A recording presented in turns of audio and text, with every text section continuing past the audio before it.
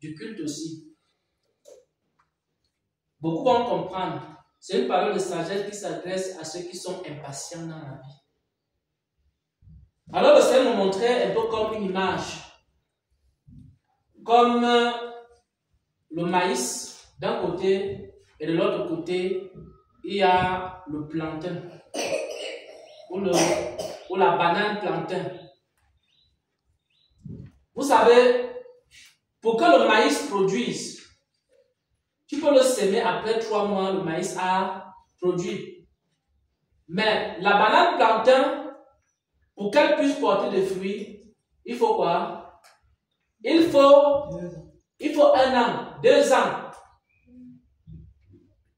pour que ça puisse porter des fruits. Ça dépend de la variété même de banane plantain. Il y a certaines bananes plantain en 12 mois. Il y a d'autres en 8 mois, ils produisent. D'autres en 12 mois, ils produisent. Donc, il faut savoir donc que pour qu'un arbre puisse porter des fruits, ça dépend d'abord de l'espèce. On ne peut pas voir une personne qui vient d'arriver ici, la personne est bénie. Toi, tu dis que moi, je suis là depuis 6 mois. Moi, je suis là depuis 1 an. Moi, je suis là depuis 2 ans. Moi, je suis là depuis 4 ans. Je n'ai pas encore eu ma part de grâce ou ma part de bénédiction. Parfois, quand la bénédiction tarde, parfois, quand l'exaucement à la prière tarde, ça veut dire qu'il y a une bénédiction un peu plus grande. Parce que entre un épi de maïs et un régime de plantain, qu'est-ce qui pèse plus? Mais c'est le régime de plantain qui pèse plus. Mais il faut aussi accepter que le régime de plantain doit faire plus de temps aussi pour arriver à maturité. Donc ce n'est pas parce que une église a commencé à porter des fruits après 3 mois que moi aussi je me dis en tant que pasteur il faut que mon église aussi porte des fruits. Vous ne savez pas. Il y a les églises maïs, il y a les églises bananes plantain. Vous voyez? Parce que quand toi tu vas venir avec ta part de bénédiction, ça sera toujours au-dessus. C'est pour ça que ça prend un peu plus de temps. Quand la bénédiction tarde, il ne faut pas pleurer. Amen. Parce que la bénédiction qui arrive là, ça sera au-dessus de ce que toi, tes yeux ont vu ailleurs. Oh Dieu. Est-ce que vous savez que le ministère des paroles de Jésus ici a une raison de patienter comme on n'a pas patienté? Ce n'était pas facile. On nous a insultés, on nous a méprisés, on a dit toutes sortes de choses contre nous. Mais nous on a dit qu'il n'y a pas de problème. On va avancer au rythme du Seigneur. Quand la bénédiction tarde, ça veut dire que la bénédiction est aussi grande. Amen. Mais maintenant, attention, il y a un danger quelque part. Parce que l'enfant doit faire quoi? L'enfant doit faire 9 mois dans le ventre avant de naître. Et si l'enfant fait 3 mois, il naît après 3 mois, ce n'est plus un enfant.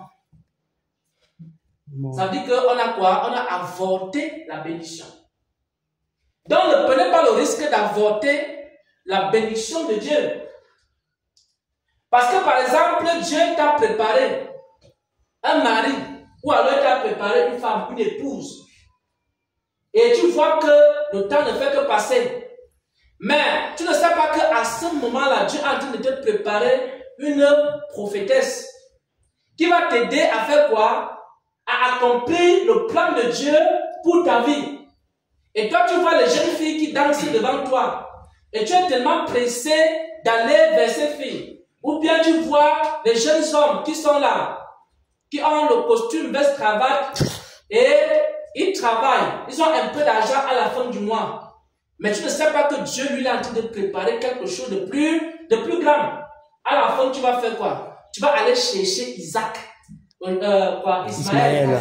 Tu vas aller chercher Ismaël à cause de quoi? De l'impatience. Oh Seigneur. C'est l'impatience qui a fait en sorte que Dieu voulait donner Isaac à Abraham. Abraham s'est retrouvé avec Ismaël. Et à la fin, Ismaël même a été rejeté. On l'a même chassé.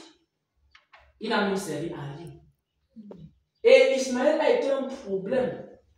Ça a été un sujet de guerre entre Agar et Sarah. Amen. Et Ismaël, ce n'était pas un enfant à la gloire de Dieu. Pourquoi? Parce que c'était le raisonnement de l'homme, la sagesse humaine. Comme Dieu m'a promis d'avoir un enfant, me voici, je suis déjà vers 100 ans. Bon, je vais essayer d'aider un peu Dieu parce que j'ai l'impression que Dieu là ne s'en sort pas dans sa propre promesse. Il faut que je lui donne un coup de main. Je vais lui inventer une stratégie. Comme, par exemple, ma femme, elle est là, elle n'accouche pas. Donc, c'est sûr que c'est elle le problème. Alors, si on prend la servante Agar, je pense que c'est une bonne idée. Alors, Abraham et Sarah s'asseyent, commencent à réfléchir. Comment ils peuvent faire pour aider Dieu? Parce qu'ils trouvent que Dieu, il y a quelque chose qui ne va pas. Il faut qu'il lui vienne en aide, au secours. Alors, le secours qu'ils doivent faire maintenant, c'est qu'ils partent prendre Agar. Quelle désolation! Jusqu'à ta servante n'est pas avec ton mari. À cause de quelqu'un qui veut accomplir lui-même la prophétie, la promesse de Dieu. Donc, il faut savoir que lorsque quelqu'un est impatient, il risque de se retrouver avec Ismaël. Si vous me présentez Ismaël ici, là, oh, ça c'est mon mari, oh, c'est mon mari, il va changer, hein. Moi je sais que Dieu ne l'a pas encore touché, il n'a pas encore touché son cœur, mais Dieu m'avait promis qu'il va me donner un mari géant, élégant, beau, mais il remplit les critères. Bon, c'est pas Dieu qui m'a donné ce mari, mais il m'avait quand même promis qu'il va me donner un mari comme ça. Tu as cherché la face de Dieu? Non. Dieu t'a parlé? Non. Mais tu vois quand même que entre lui et moi, le courant passe. Donc, si le courant passe, ça veut dire que Dieu peut être d'accord. Parce qu'il est écrit que l'homme quittera son père et sa mère, sa femme. Comme si on est attaché, tu commences à fabriquer les versets bibliques. Tu viens avec Ismaël. Et tu dis, oh, serviteur Xavier, béni. Je ne vais pas bénir le genre de mariage là. Parce que moi, je ne bénis pas Ismaël. J'attends Isaac. Nous devons tous attendre Isaac. Isaac arrive. Et Isaac n'est pas n'importe qui. Ce que Dieu a préparé pour chacun de nous, ce n'est pas du n'importe quoi. Si quelqu'un n'est pas patient, la personne va aller porter sa barre et va marcher avec ça ici chaque jour. On va croiser les bras comme ça et dire que waouh, tu avais dit quoi? Que Dieu t'avait parlé. Voilà un peu. Donc, ça c'est ce que je voulais partager avec vous. Il faut savoir que nous ne pouvons pas porter de fruits à la même période, à la même saison. Amen. Parce que nous ne sommes pas les mêmes types de plantes, les mêmes types d'arbres. Il y a des gens qui sont le maïs. À 3 mois, ils portent des fruits. Il y a d'autres qui sont le régime de planteur. Il y a même d'autres qui sont l'avocatier. Il y a des gens qui sont l'avocatier, c'est après 2 ans, 3 ans qu'ils commencent à porter des fruits. Et ça n'a rien à voir avec le fait, c'est pas le fait que tu vas forcer ça avec le jeûne à la prière. Amen. Comment dire à quelqu'un, jeûne beaucoup, prie beaucoup. Si tu jeûnes 40 jours, après 40 jours, tu entres encore dans un autre jeûne. Donc, c'est la vérité. Quand on dit que la banane plantain doit faire 1 an, même si tu arroses ça n'importe comment, ça va attendre ces 1 an. Amen. Là, ça arrive à 1 an. Tu vas pas dire que je vais arroser, j'arrose, et puis ça va devenir la tomate. Ça va jamais devenir la tomate. Donc, les gens qui ont été appelés à être des leaders, ce sont des personnes que Dieu forme pendant longtemps. Amen. Je vous dis la vérité, un leader est formé pendant longtemps. Je ne peux pas vous dire depuis combien d'années le Seigneur me forme. Il me forme ici, il me forme là-bas, il forme encore ici, il me forme encore, il forme le caractère, il forme la sagesse, il donne l'intelligence, il donne tout ça là, pendant des années et des années. Quelqu'un se lève aujourd'hui et dit que je veux maintenant devenir tel ou tel, ou bien je vais me comparer à telle personne. Non. Parce qu'un leader, c'est quelqu'un que Dieu prend plus de temps pour former. Parce qu'il a été appelé à diriger des personnes. Si on te place ici, on te dit que prends la place du frère Xavier. Je vous dis la vérité, je m'assois ici un peu, je m'assois et dis que bon, je vais aussi voir comment ça va se passer. Quelqu'un va se perdre ici, dans l'assemblée ici. Parce que si tu n'as pas reçu certaines formations, tu ne peux pas faire certaines choses. Et c'est après des années et des années et des années et des années que le Seigneur a essayé de former des choses pour qu'on puisse avoir un certain niveau pour faire un minimum. Et Dieu va encore faire des formations et des formations et des formations et des formations. Ce sont les gens qui ont sauté les étapes. Vous savez comment on fait mûrir la banane dans la sorcellerie ici à l'ouest? C'est-à-dire, il y a un clan ici à l'ouest, il te fait sortir la banane. En un jour, soit il plante ça là directement, en quelques heures, ça mûrit. Oui, c'est comme ça qu'on fait dans la magie. Dans la magie, on ne respecte pas les saisons. C'est pour ça que les gens qui trempent les mains dans la sorcellerie, dès qu'il arrive dans la sorcellerie, on lui donne plus le pouvoir. Il tend la main comme ça, les gens tombent. Parce que dans la magie, on ne respecte pas les lois de la nature. On ne respecte pas les saisons. Si tu veux être le plus grand prophète, sans passer par la formation, va voir le diable. Le diable va faire de toi le plus grand prophète sans jamais te former. Si tu veux être le plus grand apôtre, sans jamais passer par les jeûnes et les prières et par la formation, va voir les sirènes. Elles vont te donner les capacités. Elles vont siffler dans tes oreilles. Elles vont te donner les dons de prophétie. Tu restes comme ça, on te dit qu'il y a telle personne dans ton église. Répète seulement. Donc, quand tu as ces dons-là, tu répètes seulement ce qu'on ne fait que te dire.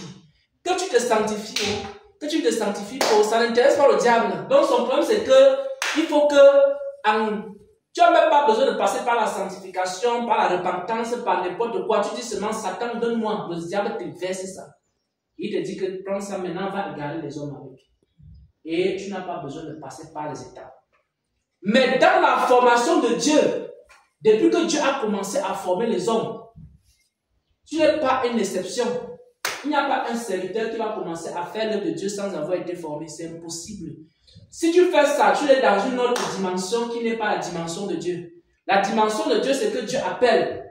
Après avoir appelé, il forme. Après avoir formé, il fait quoi? Il établit. Et après avoir établi, il envoie. Il a toujours fait ça avec tous les serviteurs dans la Bible.